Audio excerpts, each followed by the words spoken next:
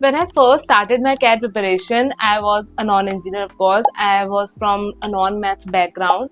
So मुझे लगा भी नहीं था कि मैं 95 परसेंटाइल भी क्रॉस कर पाऊंगी फाइनल स्कोर के अंदर, बट लेकिन eventually I cross 97 percentile overall and that was a thing like मैंने जो सोचा नहीं था वो हुआ बिकॉज ऑफ द कंसिस्टेंसी और जो भी मैंने एफर्ट्स लगाए. तो इस वीडियो में वील टॉक अबाउट कि ऐसा क्या चीज आप लोग कर सकते हो टू मैक्सिमाइज योर स्कोर. और मेरे 97% आए थे, लेकिन आप लोगों के उससे भी ज्यादा आ सकते हैं.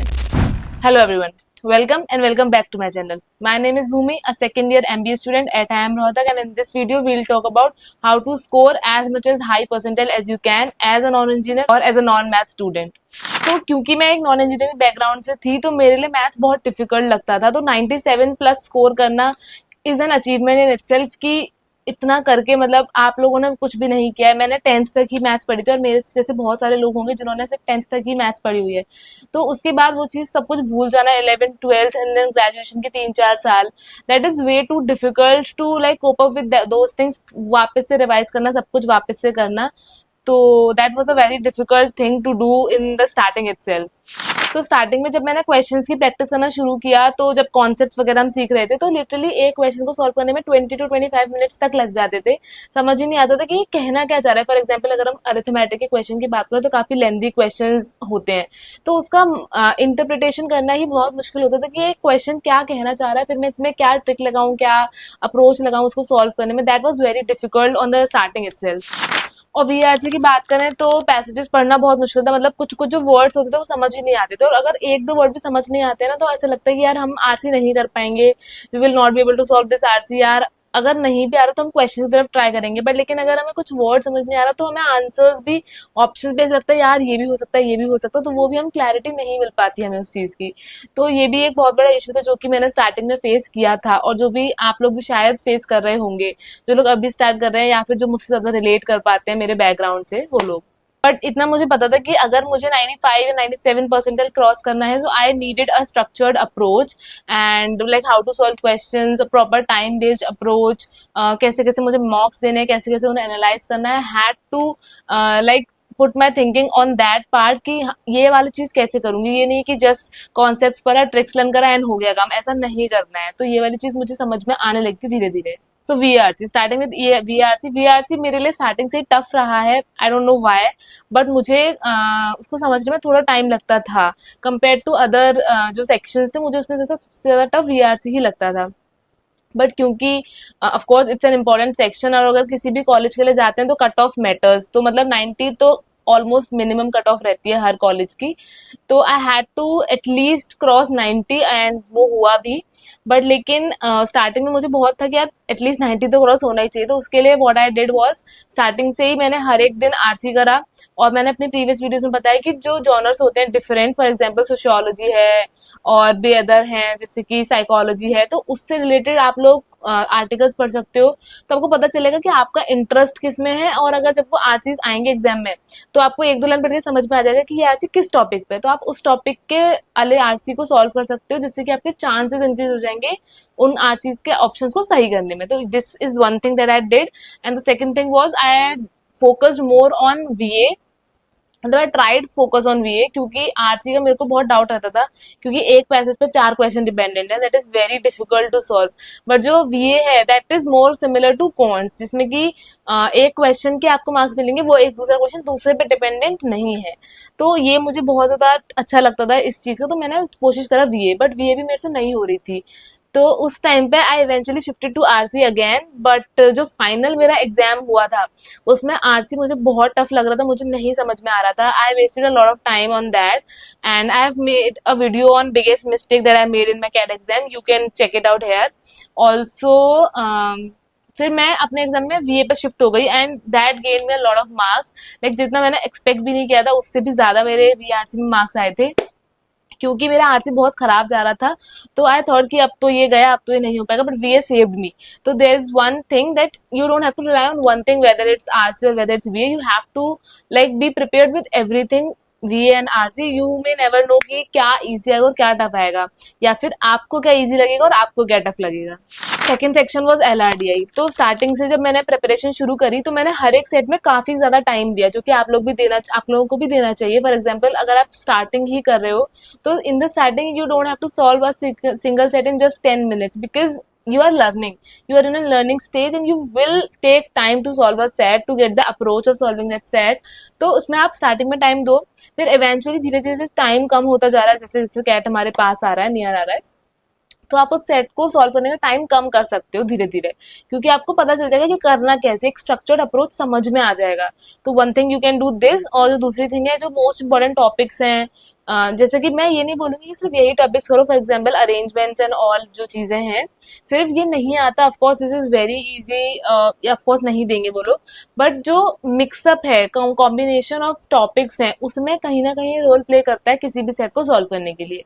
तो आपको बेसिक कॉन्सेप्ट क्लियर होने चाहिए, और जो प्रॉपर मिक्स सेट आता है उसमें किस तरीके से कहाँ बाइफिकेशन होगा, अच्छा मुझे यहाँ ये वाला कॉन्सेप्ट लगाना है, यहाँ पे ये वाला कॉन्सेप्ट लगाना है, ये आपको पता होना चाहिए बस। एंड ये कैसे आएगा, प्रैक्टिस से आएगा। तो डेली कुछ कुछ सेट्स प्रैक्टिस करो, एंड जो बेसिक कॉन्सेप्ट है वो रिवाइज कर लो, PYQ सॉल्व कर लो। एंड अगर PYQs ऑलरेडी हो चुके हैं, आप दोबारा कर सकते हो विद अ टाइमर, और वो टाइमर आप रिड्यूस कर सकते हो, जितना टाइम आपको पहले लगा था उससे कम टाइम, जिससे कि you will get to know the आपको वो चीज याद भी है कि नहीं, क्योंकि ज्यादातर ऐसा होता है कि सिमिलर कॉन्सेप्ट्स भी रिपीट हो सकते हैं, मिक्स एंड मैच करके ऑफ कोर्स वो देंगे, बट कुछ कॉन्सेप्ट्स रिपीट हो सकते हैं। तो आप लोग वो प्रिपरेशन कर सकते हो, मैंने भी यही की थी, and that help me to achieve this much percentile. Next is the quants, that is the game changer. इसको गेम चेंजर क्यों बोलते हैं, क्योंकि जैसा कि मैंने अभी बोला कि VARC के अंदर जो VA होता है, that is independent of other questions, and similar is with quants, like the questions in quants are independent of other questions, whether they're from different sections or from the same section itself। अगर मुझसे कोई arithmetic का question पूछा, that is not dependent on the other questions itself। तो वो एक game changer इसलिए कि आप एक क्वेश्चन को करके भी ज्यादा मार्क्स गेन कर सकते हो। ऐसा नहीं है कि आपको दूसरा भी देखना पड़ेगा, उस 4 क्वेश्चन साथ में सॉल्व करके चारों के आंसर एक साथ ही आएंगे तो ही होगा, अदरवाइज नहीं होगा। तो ऐसा नहीं है। तो इतने सारे क्वेश्चन में से ऑफकोर्स 10 क्वेश्चन तो ऐसे होंगे जो आपको डेफिनेटली आते होंगे। अगर आप 10 क्वेश्चन भी सॉल्व कर लेते हो with 100% accuracy, you will get a high percentile, as much I cannot tell you, like you can get it by yourself। like अगर आप 30 मार्क्स भी अचीव कर लेते हो क्वांट्स के अंदर, that is way too high। और अगर आपको बहुत ज्यादा परसेंटेज चाहिए, जैसे 99.5 प्लस चाहिए, then you have to solve a lot of questions, but apart from that 30 marks is a very good score, and with 100% accuracy is also a very good thing. तो अगर आप एक्यूरेसी आपकी थोड़ी बहुत ऊपर नीचे, तो आप 13 to 14 क्वेश्चंस भी कर सकते हो। And what approach I followed for this for the solving of questions was, I learned the concept from, like I prepared from an academy, as I already told before in my previous videos as well। so वहाँ पे क्या रहता था कि पूरा जो lecture था वो रहता था, एंड देन उस लेक्चर के बाद दे प्रोवाइड वो questions and we have to solve them, and जब सॉल्व करने के बाद we can have a session with the professor, with the teacher, so that we can connect and ask our doubts. तो ये वाला doubt session वगैरह रहता था।